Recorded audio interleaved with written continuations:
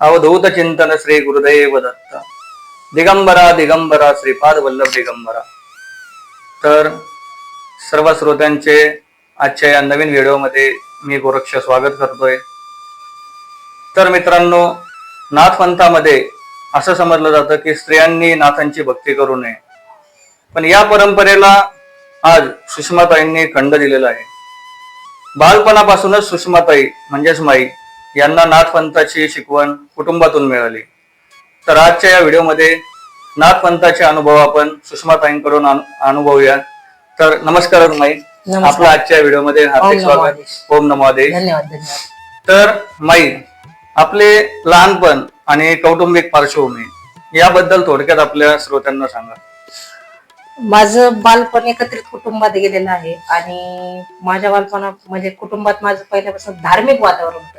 म्हणजे माझ्या जी पिढी आहे, माझी पूर्वीची पिढी, ती सगळी नाथ संप्रदायात आमची पहिल्यापासून लीन आहोत, नाथ संप्रदाय. त्याच्यामुळं आणि माझं प्रॉपर नांदूर, विठ्ठलाचं नांदूर. जिल्हा कोणता आहे? आष्टी. आष्टी, हो, बीड जिल्हा.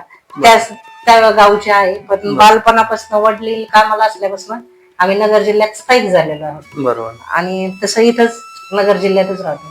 आणि धार्मिक वातावरण असल्यामुळे नाथांची आवड बालपणापासून म्हणजे बरोबर. म्हणजे धार्मिक वातावरण म्हणजे नाथपंथाची सुरुवातच आपली बालपणापासून झाली. बरोबर. तर बालपणी कसं म्हणजे कशी आपलं चालू होतं नाथपंथाची सेवा?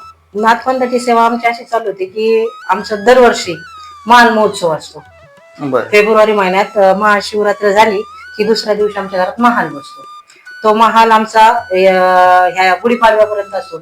जशी लोकांची गुढी असते तशी आमचं महालच ही आमची गुढी असते. म्हणजे ती काठी बसवतो, नाथांची काठी बसवतो, नाथांची. आणि ती काठी महाल बसतो शिवरात्रीच्या दुसऱ्या दिवशी. आणि यात्रा असते रंगपंचमीच्या दिवशी.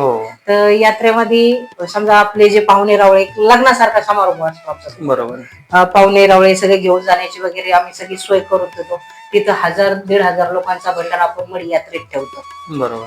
तर ती पहिल्या पूर्वजांपासून जी प्रथा आली ते आज पण कायम चालू ठेवली. पहिलं हे सगळं जे नाथांचं होतं ते माझ्या पप्पांकडे होतं. म्हणजे ती वडील सेवा करायची. म्हणजे ही सेवा तुम्हाला वडिलांकडनं आली. ती सेवा वडील करायची पहिली. वडिलांनंतर ती सेवा माझ्याकडे आली. माझ्याकडे म्हणजे आता तुम्ही जे बोलल्याप्रमाणे नाही का की नाथ संप्रदायात लेडीज नाथांची सेवा करत नाही, ती धारणा माझी पण पहिली होती. ज्यावेळेस नवीन माझ्याकडे जेव्हा नाथांची सवारी आली, वार आलं, त्यावेळेस ज्यांनी घेतलं म्हणजे अमोल महाराज आपले, त्यांना मी म्हटलं महाराज असं होऊ शकत नाही, कारण मी जे लहानपणापासून पाहते की महिलांकडे काय नात येत नाही, हे माझ्याकडे कसं काय आले. तर त्यांनी मला फक्त एकच सांगितलेले म्हणे की वडिलांची गादी कोण चालवतं, म्हणजे वयानुमानानुसार थोडस वडिलांना होत नव्हतं. त्याच्यामुळे वडिलांची सगळी सेवा मी घेतली होती. म्हणजे यात्रा कशी करायचं, यात्रेचे नियोजन वगैरे सगळं मी घेतलं. मग ते म्हणले तू ते करता करता ते नाथ महाराजांना कधी तू आवडली, कधी ते तुझ्यात संचार झाले ते तुला पण नाही कळलं.